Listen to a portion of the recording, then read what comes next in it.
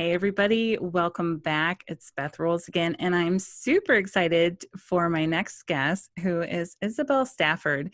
And she and I have known each other for a while. We actually graduated from the same conscious parenting certification cohort. We were in the same class.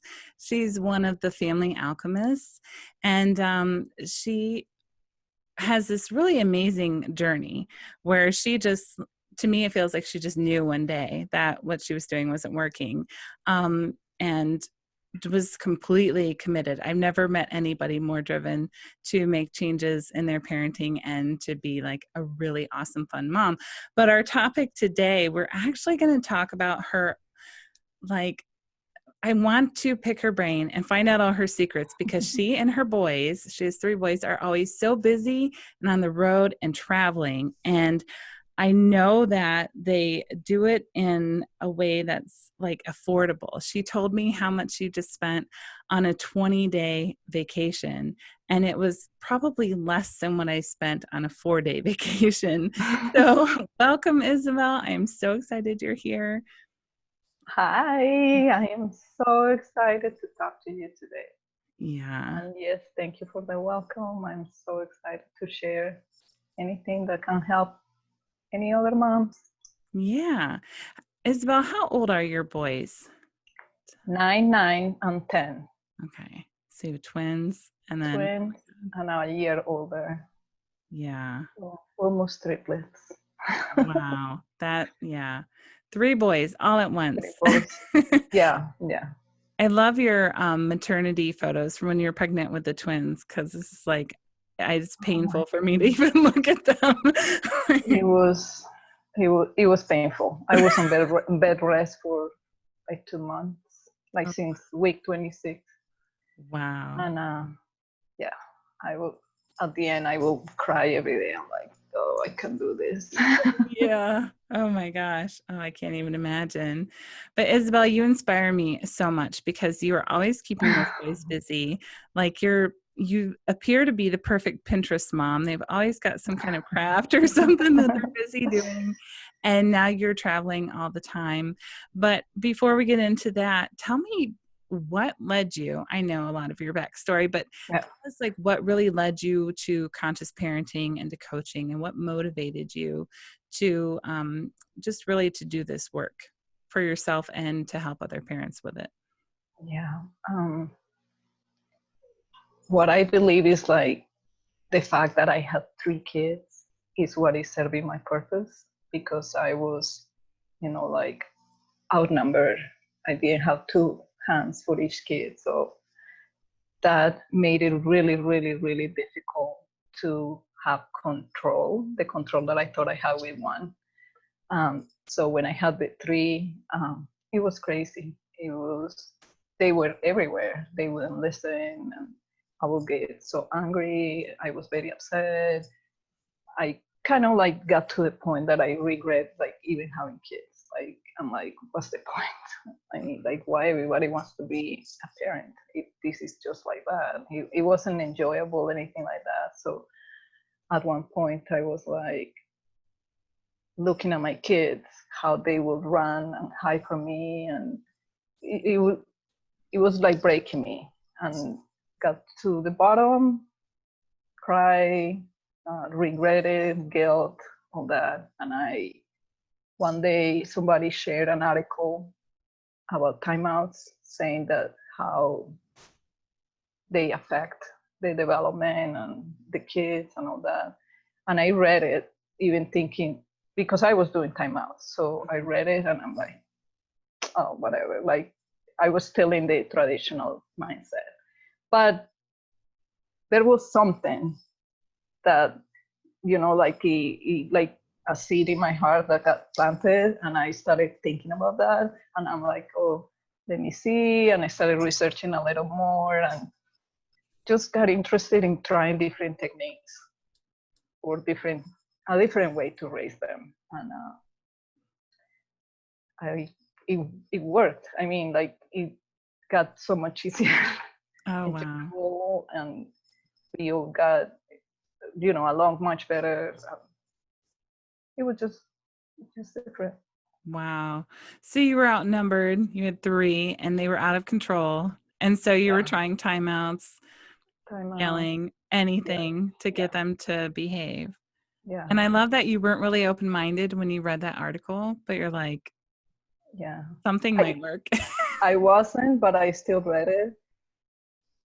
And what the article said about like how damaging that was, Mm, I was like, like intellectually, I'm like, I don't believe that. But my heart said, like, oh my goodness, I'm doing something wrong, or this is not the best way. yeah.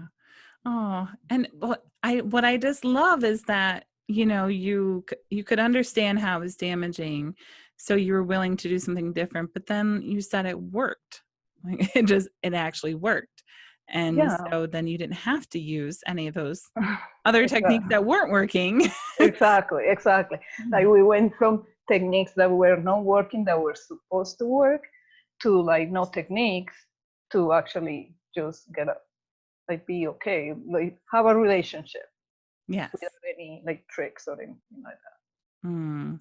that. And I know you are so connected to them. And like I just see pictures. I'm so far away from you in the country, but it looks like they just really feel supported and nurtured by you. They And do. They that's do. I wonderful. think they feel like I know that they have a voice. They can express their opinion no matter what it is, and express their feelings and know that they are welcome.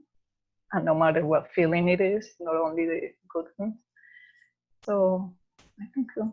Well, congratulations. That's awesome. I'm so glad, since I have younger kids, it's always good for me to hear from those of you with older kids. And they're like, yes, conscious parenting still works, Yeah, even when they're yeah, like preteen and into teens and everything. yeah, So yeah. wonderful. I really, it was just life changing. Like I cannot imagine continuing in the path that I was. Mhm. What kind of life that would be? Oh, yeah. It's not, no peace, not, it, will, it doesn't compare. Oh, So I'm really glad that, you know, I read that and I was like kind of open to that. And then something like it got too bad for my kids to run away from me, hide when they see me, and me able to see that. Like now, what I read in the article, and actually I'm seeing it after I read it. Like, oh yeah. yes, this is happening. Yeah.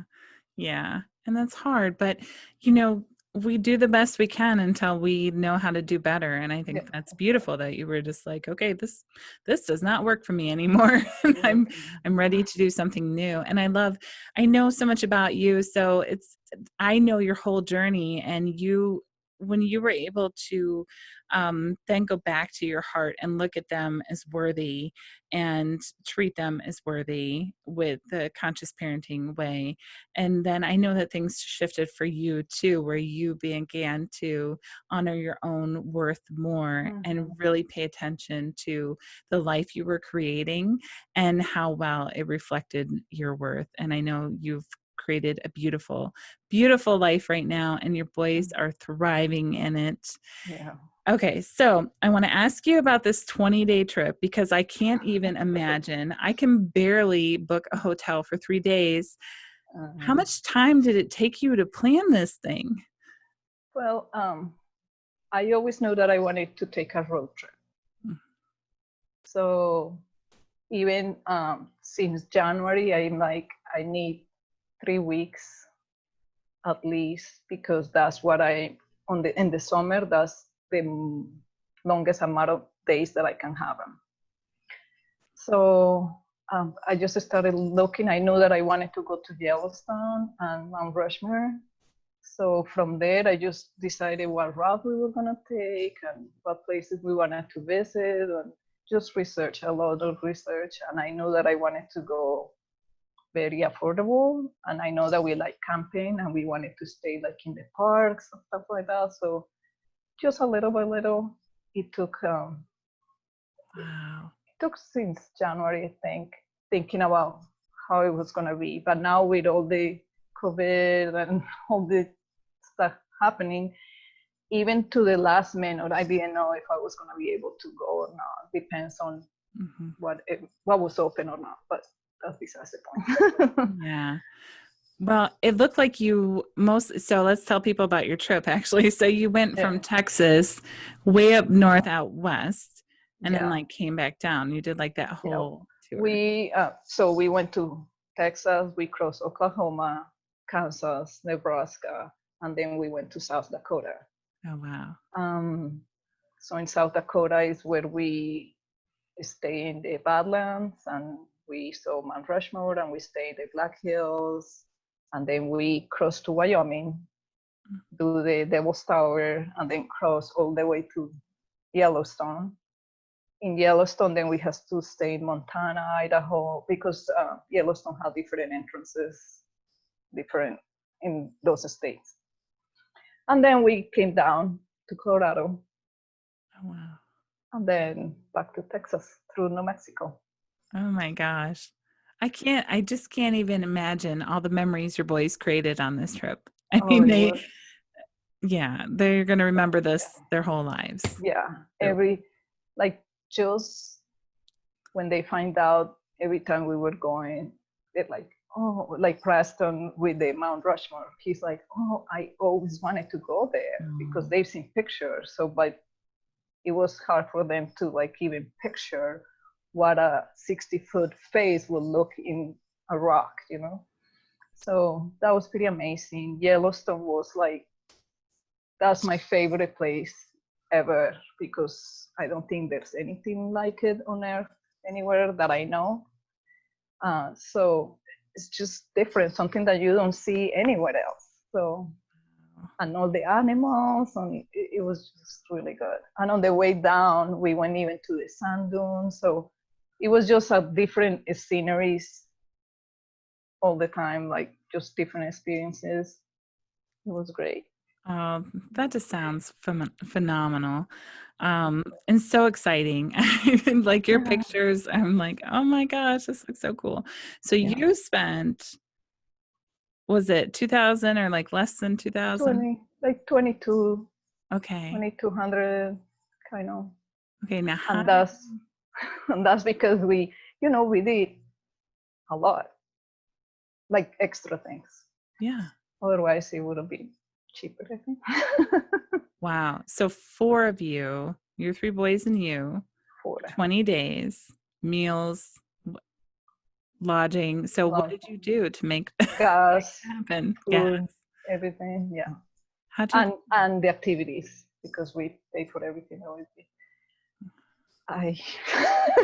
You are like, I don't know. No, I already know, like I started seeing like, okay, how much this car has, per gallon, how many miles I'm going to drive. We end up driving over 4,500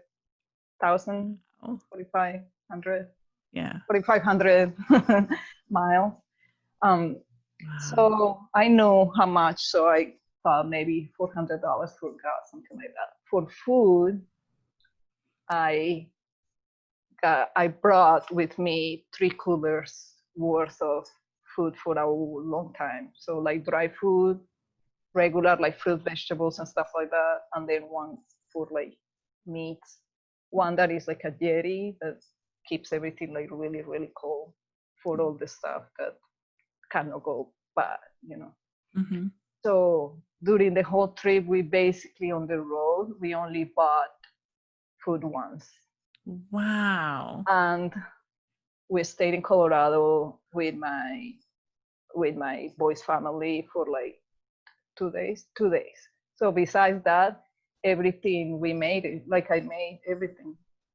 Oh, wow. So we had to do like a refill of food in one of the cities. We bought a little more, but I had the coolers with me all the time. So no matter if it was lunch, dinner, wherever we were at, we would just stop and then just decide what we wanted to eat. Oh, that's amazing. Wow. I mean, you really make me think like how resourceful we are with food kind of determines our quality of life because eating out is incredibly expensive. It is. And wow. because that one meal, it cost us, and we didn't even go crazy. We were just had been eating for like a week and a half, just our food, that we're like, oh, burgers, burgers, burgers. So we just had burgers, Yeah. but that was like $35 for all of us, which that represents a lot, food Yeah. for many days just with groceries. And the funny thing is that we don't even do, like, one of the rangers in one of the parks came and said like, oh my goodness, you're eating so fancy. I need to come around more, because he said, no Pop-Tarts over here. I'm like, hey, no, no Pop-Tarts. For breakfast, we were having berries with yogurt, bacon, and pancakes, So it wasn't like we were eating like junk. So we were eating actually good, meatballs, pasta, rice, like food, vegetables and all that. So. Oh my gosh. Well, I'm going to send my kids to you because you'll eat a lot better than they do here. That's awesome. So you saved a ton of money with food, because we probably spent $1,000 just on food on our last trip, eating out Eating out, a few yeah. times a day, a couple Yep. times a day. And now with the stays, we did a lot of camping. Okay. So instead of paying, I don't know, 100 and something a night, we paid $25. Oh, wow. So we stayed, a lot. We did, I don't know, at least 10, 15, out of all the days, at least 10 or more of camping. Okay. Tell me what camping means to you. Like, is it an Tent, event? Oh, wow. camping. We are pros now because we've been camping since my kids were 2 years old, and I always did it by myself. Now I even have help, so it's even much easier. But basically, for any mom that wanna go take the kids camping, it's not, I don't make it complicated. Like, you don't need all these things that they sell you that you need.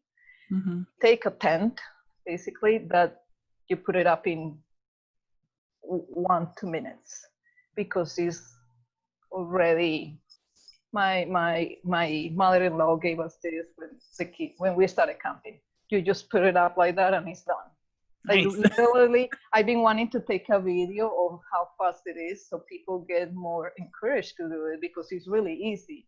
It takes 1 minute to put it up, and then we have our inflatable mattresses, sleeping bags, and chairs, and that's it. And we take our hammock everywhere, and that's it.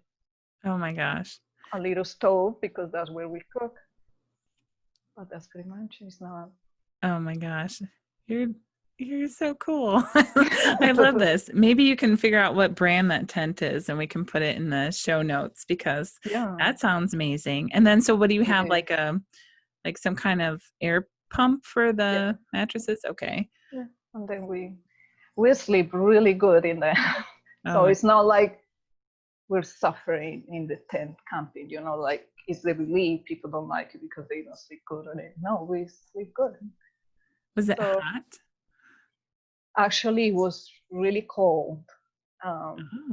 We even had snow in Yellowstone one day. We were not ready for that. Oh no. Snow, but like snow coming down. I have videos. I haven't posted them yet because I'm not there yet. But we went to Winter Wonderland, and that was like a highlight of the trip. Like, the boys were sledding. We even had one of those boards that you swim with, and we use it as a sledding board, and they were sledding. They had the best time with something that we were not even ready for. So it was cold. Yeah. So most of the weather was really good. One day snow, and then some cool days. It was really good. Okay. So the reason why I don't want to go camping, especially out west, is bears. I have this irrational fear of bears. And I've heard you have to like have bear-proof canisters, Oh, yeah. clothes. Did you do all that Yeah. preparation? Well, the places that we stayed at, because that's another thing. I don't just go camping and go like on the road, by the road somewhere. I go to like places that have good reviews and they have like good facilities.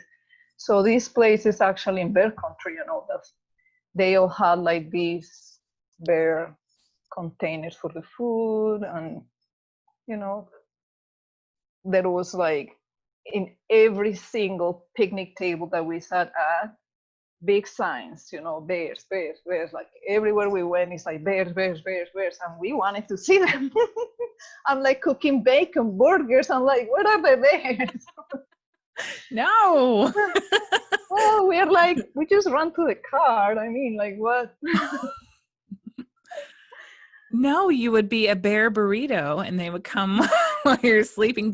I've heard you're supposed to change into different clothes, whatever you cook in and eat with, Yeah, actually, since it was called in Yellowstone, we didn't camp there. We did it's called like a tent cabin, which Okay. is like half logs, half tent, which is really cool in the Grand Tetons south of Yellowstone, because Yellowstone is closed. Like, the park is open, but everything inside is closed. So there's no camping or hotels, nothing there is working right now, just the basics. So in Grand Teton, they have these like log cabins, which is logs and built. So I didn't feel the need to be like super strict if an animal was coming. Okay. But we locked everything in the car away from where we were sleeping. Okay. That for sure. But yeah, I read all that. Okay. I was really, really, that was one of the things that I wasn't sure, should I go there? Should I not? Should I, but kind of wanted to see. Did you bring bear spray? No. Oh my God, woman, you're so brave. But I know you brought something else. So yeah. For me, sometimes even just going hiking, we live near a national park too here in Ohio. And I think, all these crazy people, there's weirdos. I really don't want to go by myself. Maybe I'll bring my gun or something. And I hesitate to go hiking alone because I just depend on my husband to deal with that stuff. You are a single mom now, and you did all this alone on the road with your boys. Where did you get this courage? Where did it come from? Okay, so like I said, you just have to be a little smart when you're camping. I know hiking, we'll talk about that in a minute, but like at least camping, when I look for a place to go camp, I look for a campground that has a lot of spots, not like 10, because then they might not even be full or anything, because I want to make sure that there's a lot of people around. If something happens to me, I'm the only one responsible for the boys, so they have to be able to go somewhere and ask for help. Okay. So good reviews. If they tell you like it's in the middle of nowhere, then don't go there. Go in like one that is closer to more things. Maybe that they have signal too, since you're going by yourself. So it's kind of like a picking good spots. About hiking, I decided that I needed to get a gun recently for the trip and the bears. Not for the people, but I know because I've been camping for so long that I haven't felt like scared or threatened or anything any of the times that I've been camping. And we've been camping 2-3 times a year, maybe more every year since how long ago? Like 7 years ago. Because always the playgrounds are nice. Everybody that is camping is families. So it's not scary, but with the bears, and in one of the trees, we run into like a coyote and animals. So like I need something more just in case. So I decided to take classes and get a gun and just go ready and just keep it with me just in case. And but just for that. But the courage, it's just, it never felt unsafe camping. just because the places that I've gone. It's never been like dispersed camping or anything weird like that. Yeah. Okay. I love that. But I know that there's courage there because I know you're a tough cookie. And I also know that you've done so much work and you don't live in a state of fear. So I'm sure what you create on the outside is also not Yeah. a match to a state of fear. Probably something I need to work on more, but you are really level headed. And I love the name of your business is The Wholehearted Way. And you really operate that way and from presence and just like even the snow coming and you're not really being prepared for it, but you being able to accept it and not freak out and try to get your kids warm and let them have like the time of their lives in the snow. That's really beautiful. And that's, I think, why I really wanted to talk to you today was because I see you give your kids those experiences all the time. So when you're not on these beautiful Western amazing camping tours, which people would probably pay you to set this up for them because you've done so much research and like Probably. we should talk. You should turn this into a Yeah. guide for people. And I need to add that it's not like the trip didn't even have like the problems, like even one night we were camping and we made the mistake to put a tarp over the tent because we thought it was going to rain. So that was a mistake because the tarp with the wind made a sound crazy and it pushed the tent down like if it was a tornado. Oh So no. we are inside and this noise and it was crazy and the tent was coming down on us and we were super scared and we're like, what do we do? But I'm just trying always to be calm and stuff. We're like holding the tent up and stuff. We're like, you know what, let's go to the car. I mean, we walk outside, nothing. It was just nothing. We're like, we just had a tornado inside our tent. That was it. So, we had our moments like, but then we just worked through them and end up being nothing. My car broke down also in like 2 weeks later. And I was so grateful because it was coming down, getting to town, and it was in a city that it had everything I needed. So I was unbelievably grateful for how that happened, even though it was a bad thing. I was already thinking, you know what, the car stays here, I'm gonna rent a car and keep going. Like just to be in flow with the things because that could have happened. Wow. But nothing happened, they fixed it, we keep going. Oh, that's wonderful. It really is the key, right? To just be in flow. And I've seen you do that. Your life has been in upheaval and now smoothing down. And it feels like you are just always in flow and accepting. Present. Mm-hmm. Exactly. Mm-hmm. And you're always grateful. You're one of the most grateful people I know. We never know what things happen, but for some reason, like everything happens just at the right moment. So it was good. Wonderful.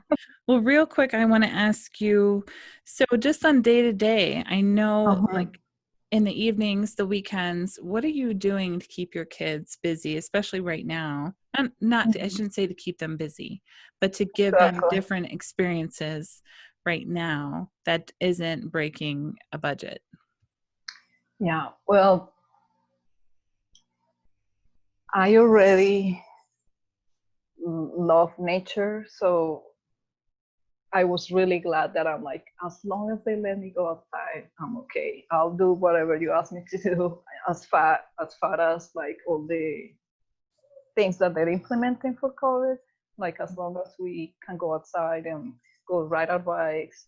The boys been swimming because they have been allowed to open the swimming pools, and our swimming pools is always empty, so it's pretty much just for us.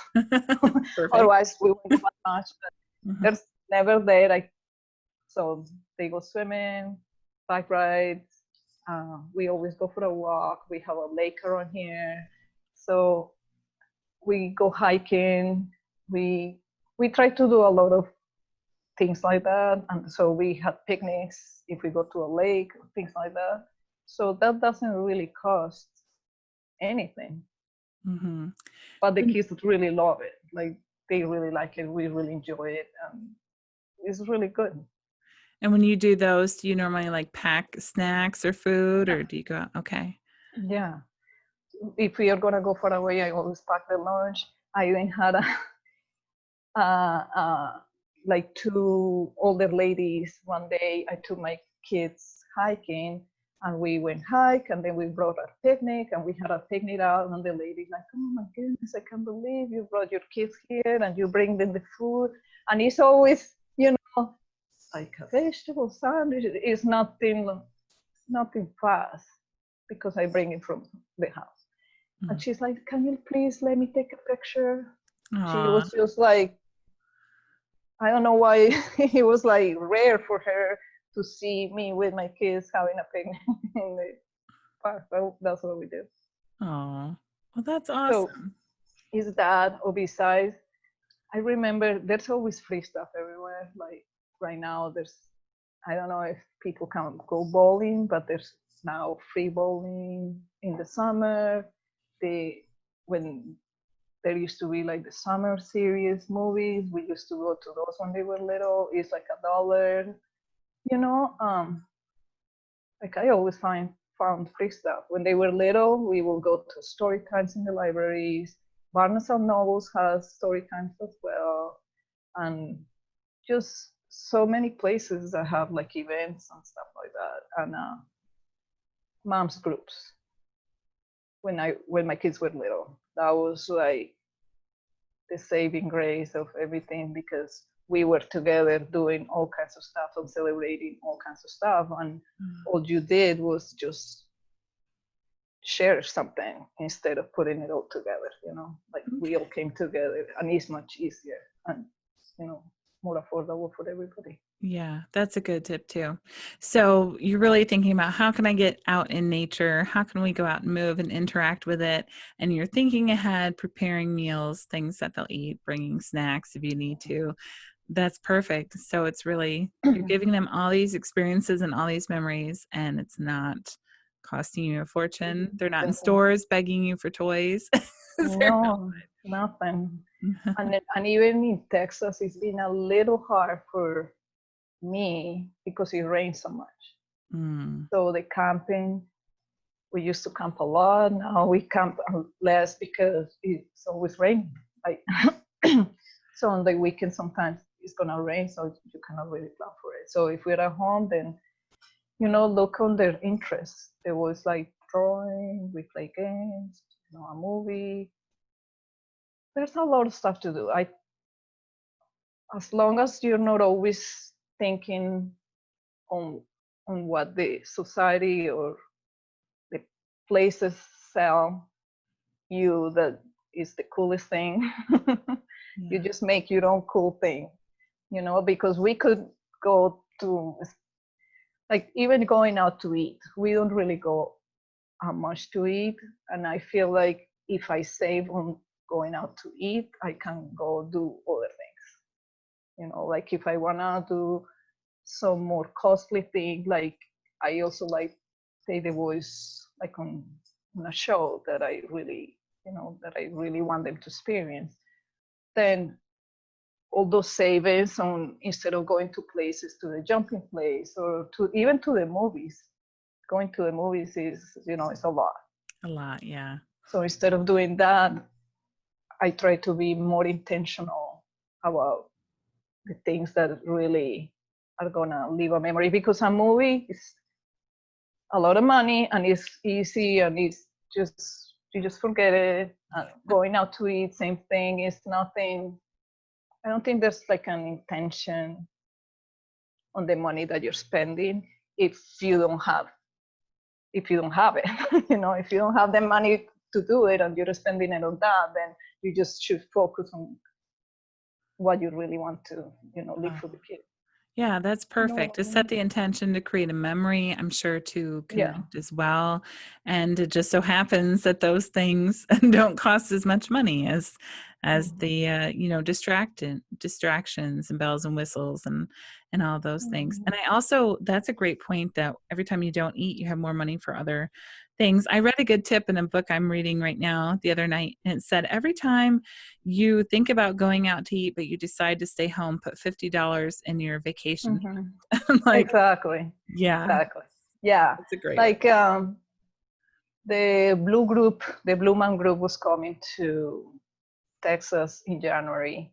So I decided for 2 months we were not gonna use our entertainment budget money. We were not gonna do anything, anything that needed money. We did other things. And I'm like, because I wanna save it for that. So we did go out to eat ice cream that sometimes we do, or the occasional pizza that we have. It adds. So I was able to buy tickets and take them to see the Blue Man Group in January. Oh, awesome. With maybe 2 months worth of our entertainment budget, we separated just for that. Yeah. So That's perfect. You're really living, basically, to me, it feels like you are using your money in a way that aligns with your values and extremely intentional about how you spend your time with your kids. I don't find you seem to be far better than I am about not being distracted by social media or other things, and really being present when they're with you and right there with them. I love it. Yeah.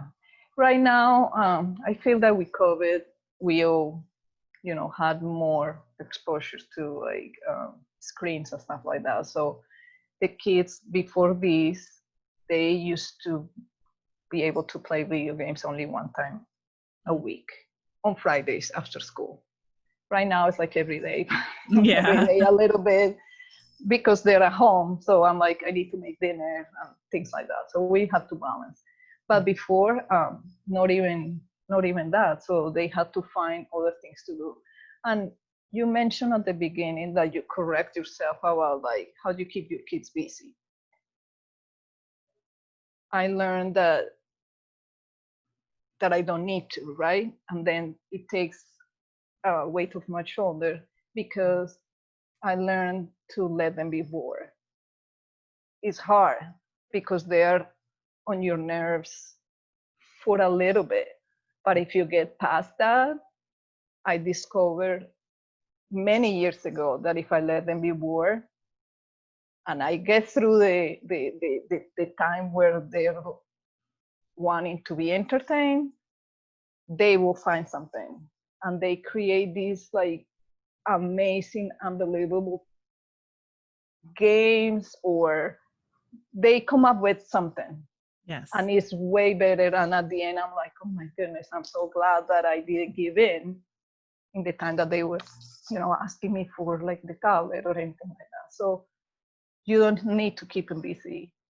They can find something to do by themselves. Like my kids like invent games, and we play silly games. Their favorite game to play is babies. And you are the mom and I'm the baby, and this is the bad guy. And then we play that for like a long, long time. Oh, wow. Just simple things like that, So, and it's hard also to put the time to be able to say, okay, I'm going to let them be bored, but I know that I'm going to have to be available if they want to include me on anything that they want to invent. Because sometimes it's like, hey, mom, then I want to make this experiment.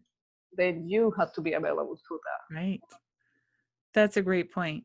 That encouraging them to be bored and to deal with not being constantly entertained also means that you have to accept that you're going to have to put some time in with them. So I think a lot of us make the concession and say, here you go. Here's the iPhone or the tablet or whatever, because I don't feel like doing this. But I imagine you have so many more beautiful memories. And each time you do that, you really solidify your connection, which leads to more cooperation, which leads to 3 little boys that can go on a 20-day camping tour with you. And I'm sure help you and help you prepare the meals, help you set up camp, all the things that you did. It's really beautiful. I'm so impressed by you. I want to be you when I grow up. So oh my goodness. With inspiration. Oh, It's about actually doing it.